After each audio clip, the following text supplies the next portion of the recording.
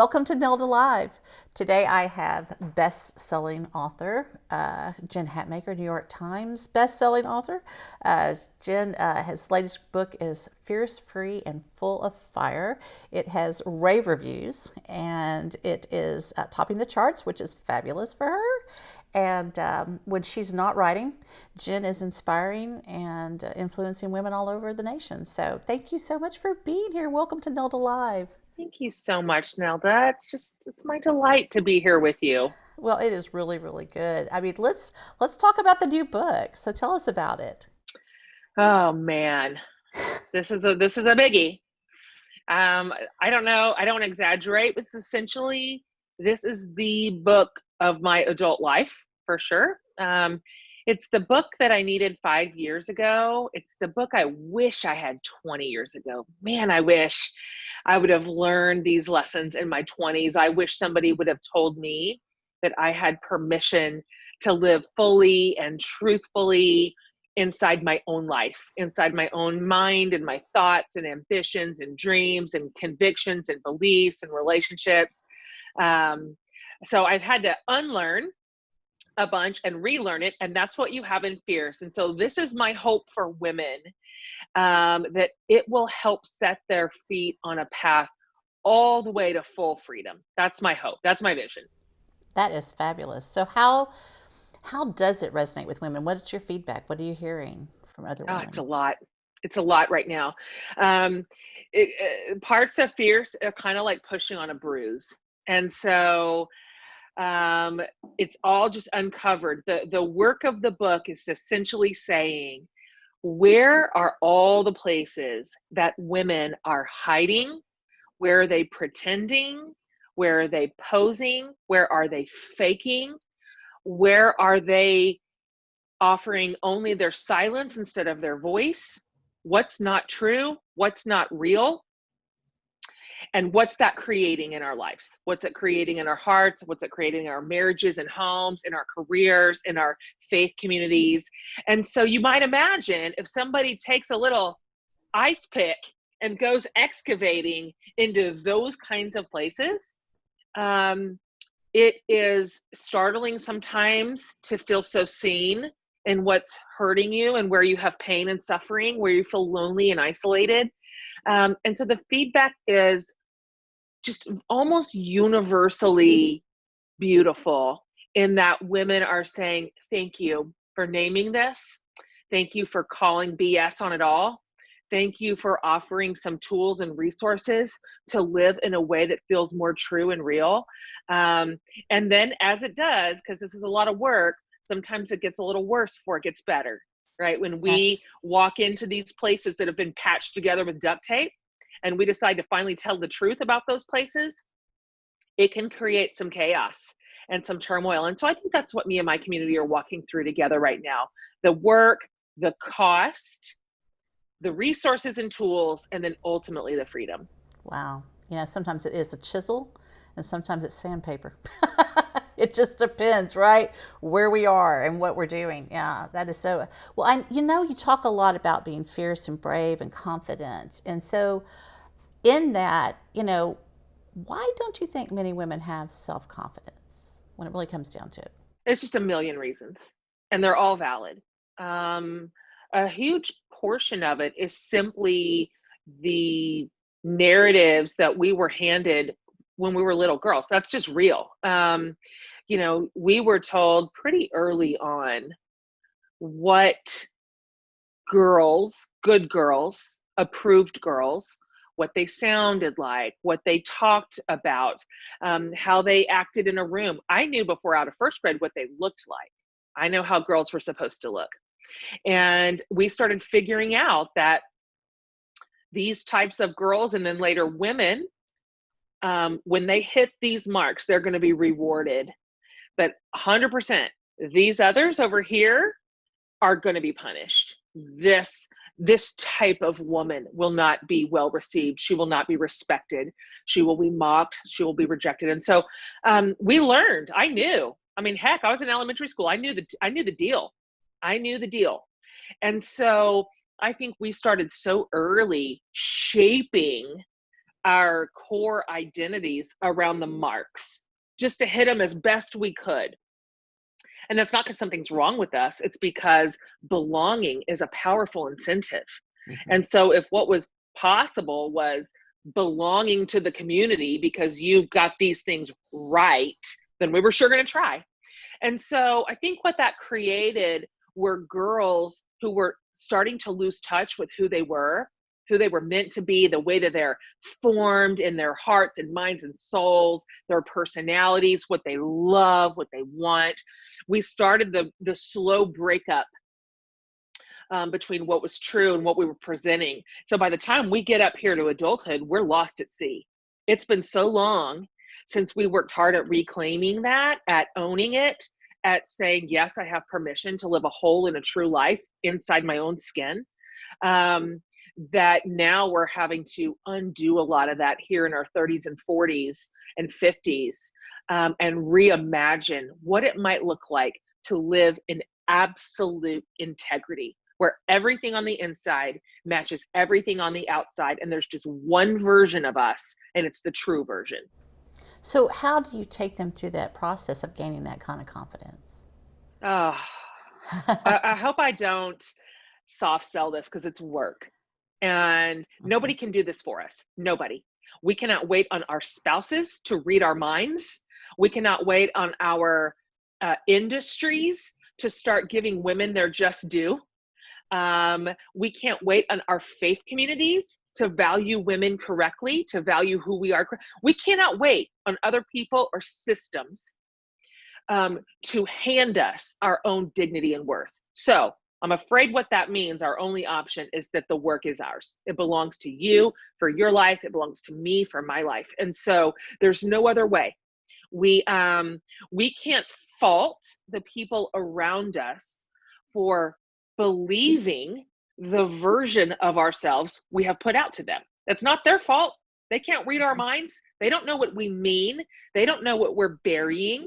That's on us. And so there's ownership here. And so where I take women, Fierce follows 5 pretty big movements. And these were the areas that I noticed in my own life and in the life of the women in my community where we tended to hide the most, where we were burying some really true important things in favor for a more predictable and acceptable version of ourselves. And that is who I am, what I need. We are not telling the truth about what we need.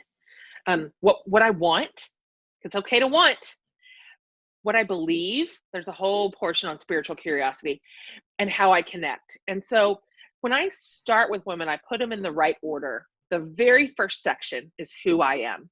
Way before we start talking about what I do, or what I'm excited about, or before we add any of that to it, any of our relationships, anything at all, we start, who are you? So this is not a self-help book. It's funny because on all those lists you referenced earlier, this is showing up on some self-help like Oh, wow. bestsellers, but this is not a self-help book at all. I would call it self-discovery, and in some ways self-recovery, if you will. And so I'm not interested in making you a better version of you. I don't even like that stuff. That doesn't work for me. I find that very shame-based conversation. I'm way more interested in, who are you already? Who were you always meant to be? What is your core personality? What is your wiring? How do you flourish on this earth? What beautiful ideas are in your brain? How are you created to thrive? That's step 1. Until we have that square, we can't expect any of our relationships to be healthy, or we can't expect ourselves to show up correctly inside of our career path. Like, that's step 1. Who are you? And some of us don't even know. That's just the truth. We don't even know. And so what I've done in Fierce, it's not a memoir. It's a resource guide. It's like a roadmap. And so I have put tool after tool after resource in the hands of my readers and said, start here. If you have been so gone from your own life, from your own mind and soul for so long, here are some places to start. Let's recover it. Let's remember. Let's remember who you are. And then from there, we'll take that sort of core truth and we'll begin to look at our roles, at our relationships, at our faith, at all the things that that core circuitry affects. And it does affect so much. It is that is absolutely beautiful to me that you go there.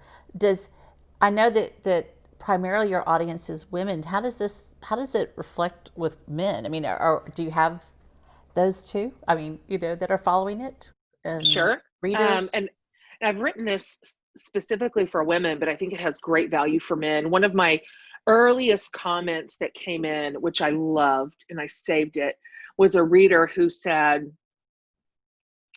I know that you wrote this for me. And she said, the way that it is beginning to transform my interior life is like monumental. But she said, maybe the most wonderful thing that has happened so far is it's changing how my husband sees me. And I was like, oh, I love that. Because the people that love us most, our partners, Our our partners. spouses, our family members, those who really do love they want the best version of who we are. They want our true self.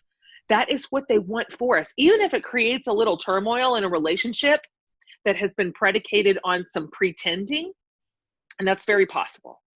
But if we are deeply loved inside of a relationship, then that person is going to be thrilled to see a woman emerge into who she really is and what she really needs and wants out of this life. That's a beautiful woman. That is a woman whose marriage can flourish. That is a woman who is these sorts of women that are liberated and true are the best women I know. They are beautiful partners. They're incredible parents. Their work and career is vibrant.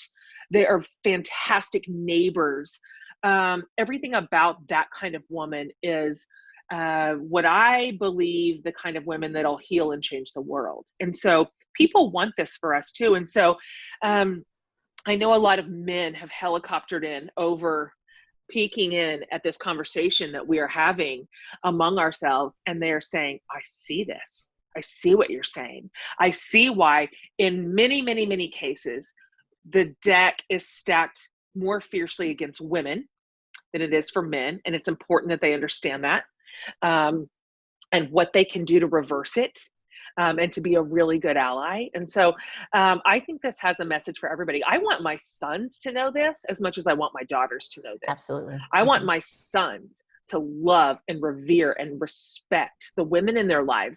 I want them to see them as equals, as partners, with all the same authority and power and intelligence and capacity as they ever had. My boys have been getting the message that they're enough for a long time. And so I want them to look at their peers that are female, their friends, ultimately their spouses and partners, with the same eyes of like ferocity, like you are enough too. Oh, that's beautiful. That's amazing, and it's so important to raise our sons that way.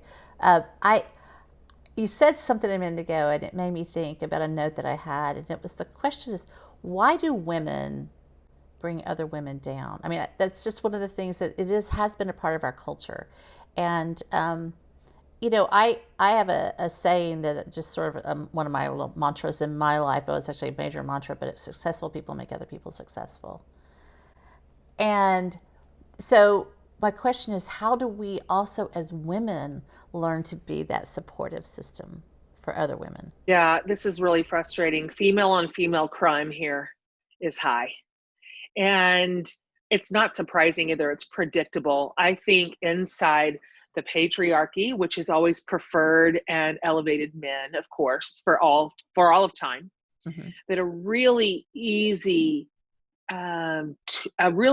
reach to both suggest and support is that if women could tear each other down, if we could fight for the 2 seats at the table that we have, then we'd take each other out. But if women came together, and if we said, 2 seats at the table, we're not going to fight for those seats. We're going to fight for more seats. That's not enough to begin with. Like, we're going to honor the women that are already in those seats, and we, by God, are going to pull up more chairs. That is a completely different way to live. When women say to one another, we are sisters in this, when we honor each other, when we elevate each other, when we hire each other, when we share best practices and business tips with each other, when we make sure that we are considering pay parity for the women who work with us and beside us, when we celebrate each other's accomplishments and achievements and successes, we change the whole game, because we're no longer taking each other out, but we are powerful in mass. We are powerful in force. And so I am determined to see women stop tearing each other to shreds for scraps at the table. We don't need to do that. We have so much to bring, and that table needs us. And so part of my work in this world is to celebrate, champion, and raise up other women for the rest of my life. That is a powerful force indeed. It is. It is indeed. Um, in that same sort of vein, one of the things I had a young woman, and I asked her a question one day about, parenting and momhood and being a young woman in today's culture. And I said, what do you see as some of the big challenges today for, let's just say, your age group, 30s, and she said, today, Nilda, young moms have to be perfect. We have to be the rock climber. We have to be the six packer. We have to have 3 kids and still have a six pack. We have to have, and she said, I feel like because of social media, we have such a comparison. We're just comparing ourselves to each other. And it just feels, it's tiring and it's exhausting. So what do you have to say to those moms who are living really in this? Social media is a really different animal, is it not? How it's changed our Yeah, it culture. is. She's not wrong. It's so easy to curate a highlight reel of your life now. So easy. We can just show the world whatever we want, and we can hide all the hard parts, all the broken parts, and we do. And so I know that the only way to win this game is to not play it. That's it. There is no shortcut. This goes back to something I said a minute ago. We cannot wait on other people to do this work for us. We cannot wait for everybody on social media to stop posting pictures of their abs 2 weeks after they had a baby. We cannot wait for our peers to start sharing vulnerably what is actually hard about life right now, or how they're fighting for their marriage, or we can't wait for that. The only thing we can do is pull out of the game. And so what that means is, again, it is upon us. It's on me to decide, how am I going to show up in this world? Am I going to play the game? Am I going to try to learn the rock climbing? I'm going to try to get the abs just so I can post it? No, I'm not. I'm not doing that. I'm done with it. And I want women to be done with it. And I think we are the only ones who are going to put a stop to this. And so what I'm looking for right now, what I'm interested in right now, are the women who I believe that they are genuine in their lives right now. And you know the difference. I know it immediately. The ones who are not just giving me the highlight reel, but who have an honest way about them. And so you can build a community like that. You really can. We don't have to follow everybody on social media. We can unfollow and nobody will die. To some huge degree, we are responsible for everything we're looking at all the time. We're responsible for the amount of pressure we also take in. I am not saying the pressure doesn't exist. I'm not belittling it, because it's real and it can be very crushing. But I'm in charge of my intake. And I am in charge of the Jen Hatmaker that I am presenting to the world. And there is a comfort and a reward in simply being sincere. Like, it's its own reward. So no, maybe I'm not hitting the marks over here with the rock climbing, but what I know at the end of the day is that I am showing up true in my own life, and that means something. And so what I then notice is that that's contagious. It's contagious in my friend circles. It's contagious in the community of women that I lead online. That when women begin to be vulnerable and truthful, other women catch the bug. And so we can create what we want here, or we can hook into an old game where there's absolutely no winners. That choice is on us. I agree. You said something about the genuine life. I love Joseph Campbell. The Joseph Campbell Foundation is one of the people that I do some work with, and Joseph Campbell said, "There's perhaps nothing worse than reaching the top of the ladder and discovering that you're on the wrong wall." Yeah. And that's what I think about when I think about not living in a genuine way. That we have this ladder that we're climbing, and what's going to happen, Jen, when we get to the top of that wall and it's the wrong wall. And So there how is do you no teach top. that? There is no top, by the way. So that's another part of the rigged game. There's no top.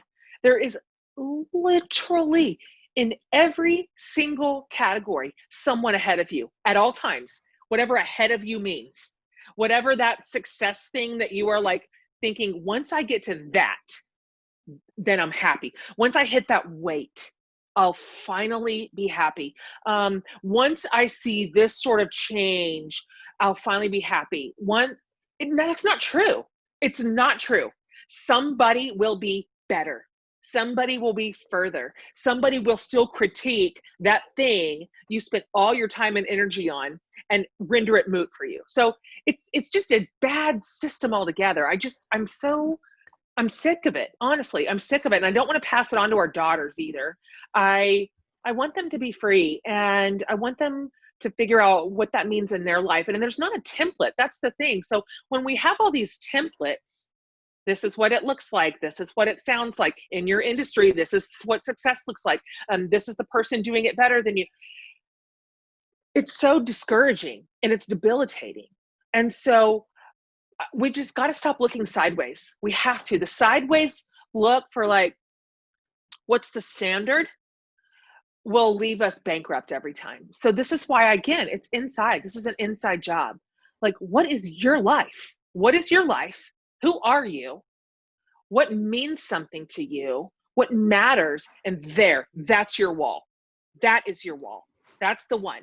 Get on that ladder, on that wall, and that is the only place you will ever find freedom in your life. For sure.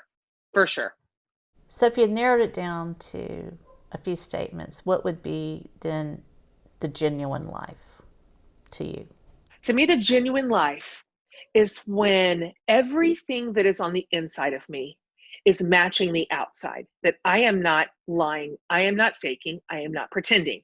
I am not this Jen in this room because that's what they want from me. A little bit of a different Jen in this room because it's what they want from me. Yet a third version of myself over here because that's what I get rewarded with here. And really my only true self back here in this little private room that nobody sees, the only place I feel safe to say it all.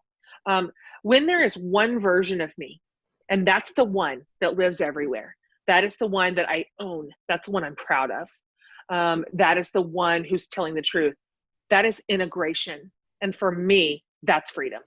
So when I am not, those versions of myself are not competing and ultimately contradicting, because I no longer have to like keep the house of cards in play, because I say what I mean.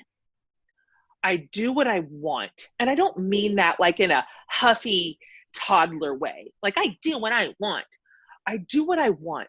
My yes is a yes. My no is a no. My boundaries are in place. I understand how much bandwidth I have. I know what I want. I know where I'm going. I'm clear about that. I'm not obliging all the time. My relationships are healthy because I'm not letting them disintegrate under a mask of pretending. So when things are hard, listen, truth is not always easy. Truth doesn't mean everything I have to say is lovely and beautiful. Truth can be hard. Those are things that we're embarrassed of, or they're humiliating, or they're devastating, or they're so hard to admit. But like, think about, here's a good example. Let's say someone has the highlight reel out here that everybody sees. But what's really true is a fierce addiction. Like there is an addiction, it is hidden, it is secret, it is shame-based. You can keep this going, this dog and pony show, but you will never be free. So what freedom requires truth. It's the only path. So if you said the truth, family, husband, friends, I have an addiction. That's a hard truth. That is hard to say. That does create a lot of turmoil. That has a cost. But if you're willing to say it, and then you are willing to walk the path of truth all the way to healing and to recovery, there is your free life. You just got it. You got it. It cost you something. But now you're at least telling the truth. You are in the open. You're not in the dark shame of secrecy and loss. You are out in the warm sunlight. Truth will get us to freedom, even if it costs. My sons are mowing the lawn, and I'm sorry for the lawnmower that is now in your podcast. This is just, it's okay. We're just Maybe quarantined here. You know what? It's real life, is it not? It's real life. All these people are here every day, every single day. Every single day. I know. Trust me, my team hears that from me sometimes. I'm like, I'm going to go hide somewhere. Oh my gosh. I've just sat in my car. I've just sat in it. Just shut the door. Just sat there. Nobody could talk to me. Nobody knew where I was. So because you are actually an introvert. I am.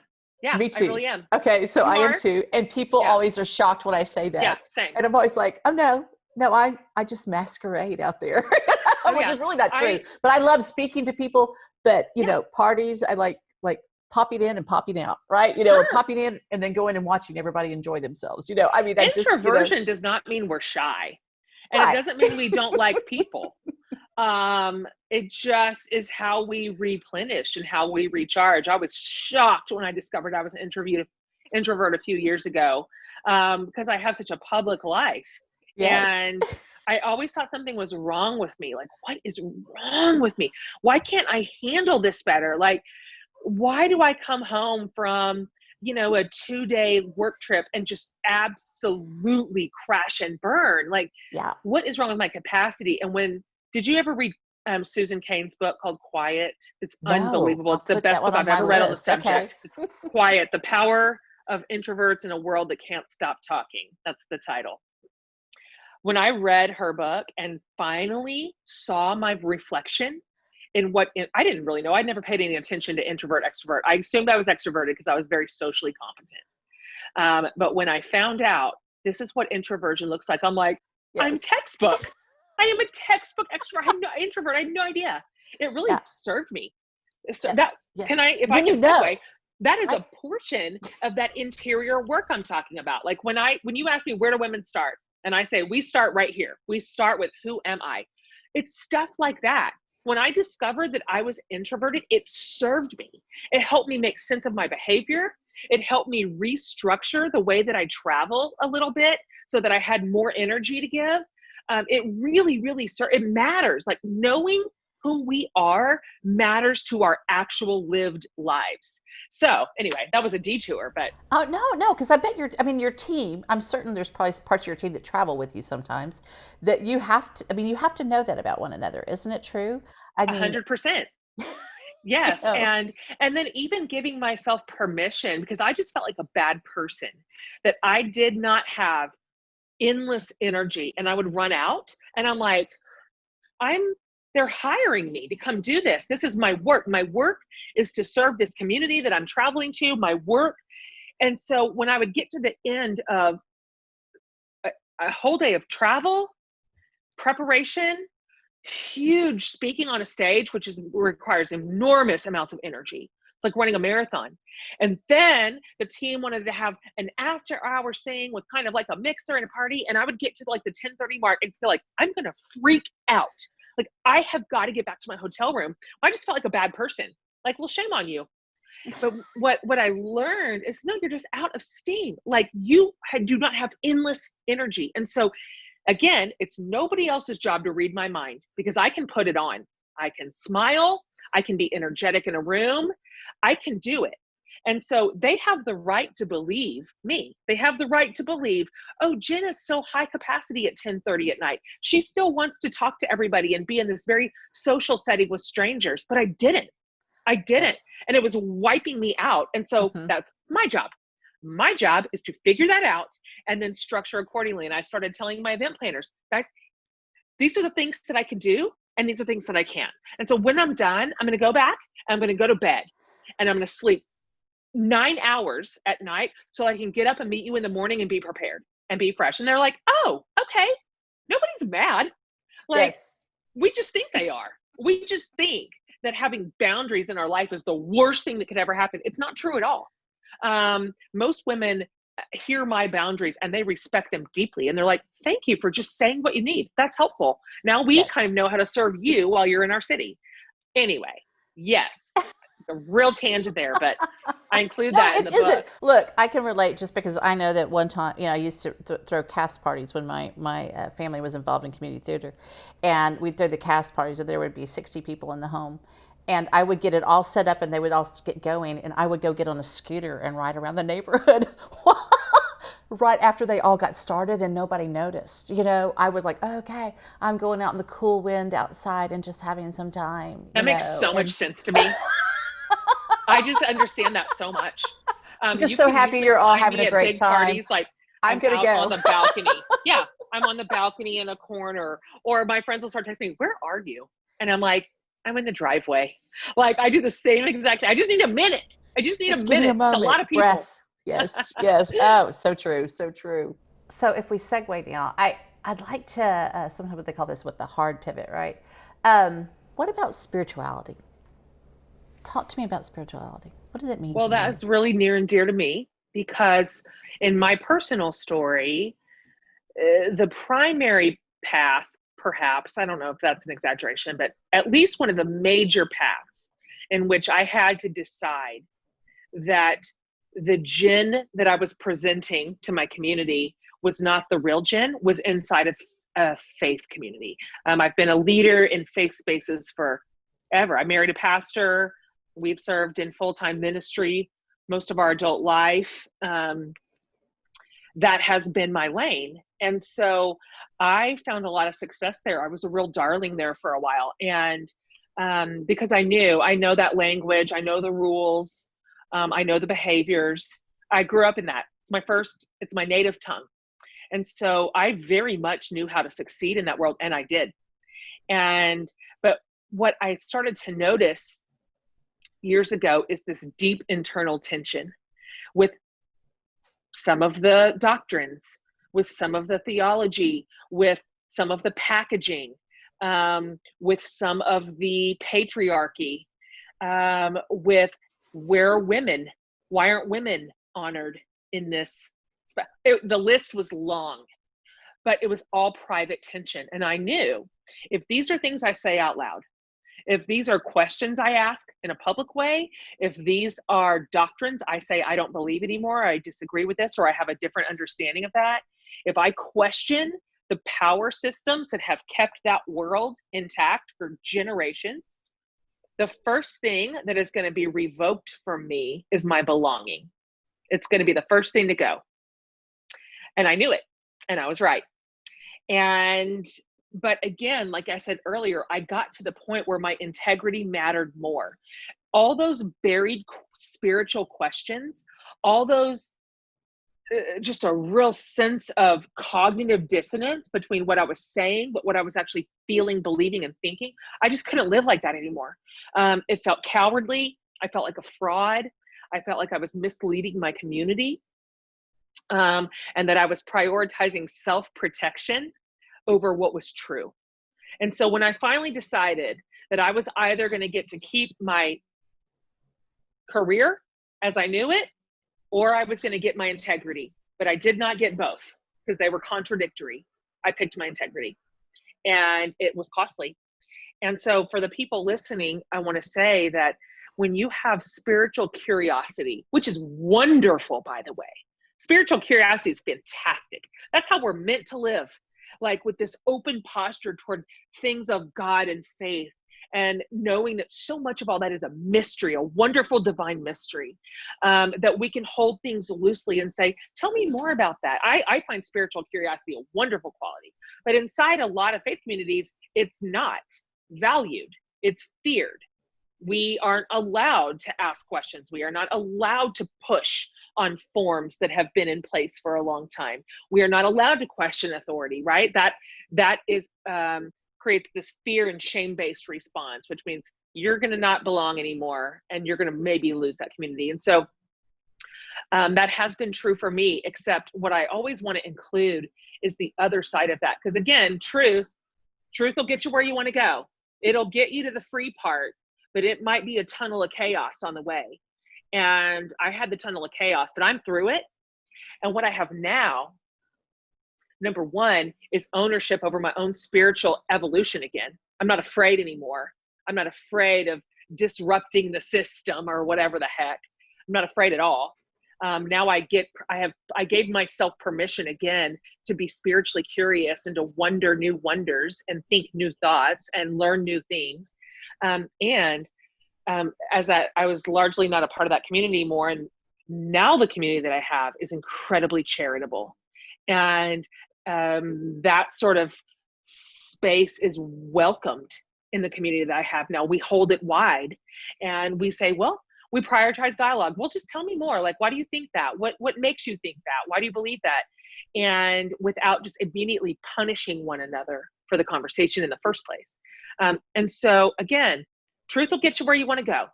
So where do you want to go? Do you want to stay stuck in pretending but keeping the house of cards intact? Or do you want to be free and true? It's our choice. It's our choice. It's some work to get there, but I contend that it's worth it.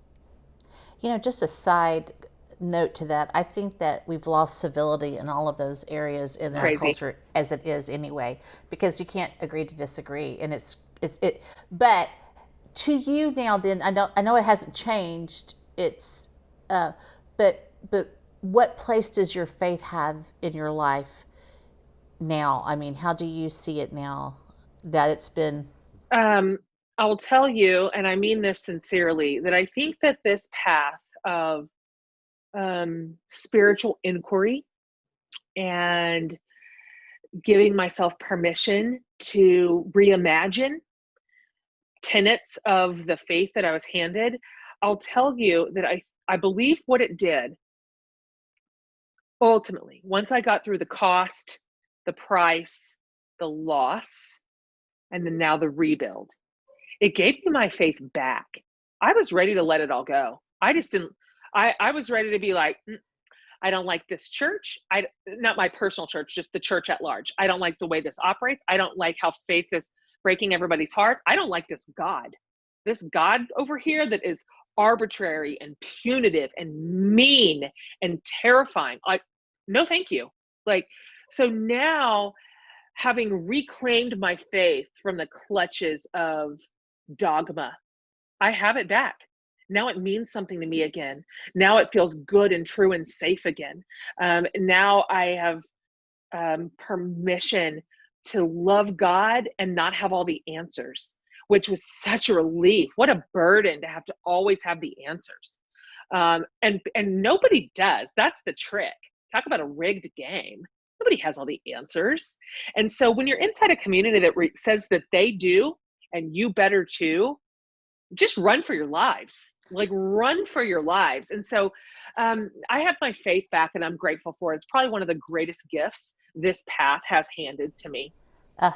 Well, that's all beautiful. I mean, it's good to hear and nice to see and witness.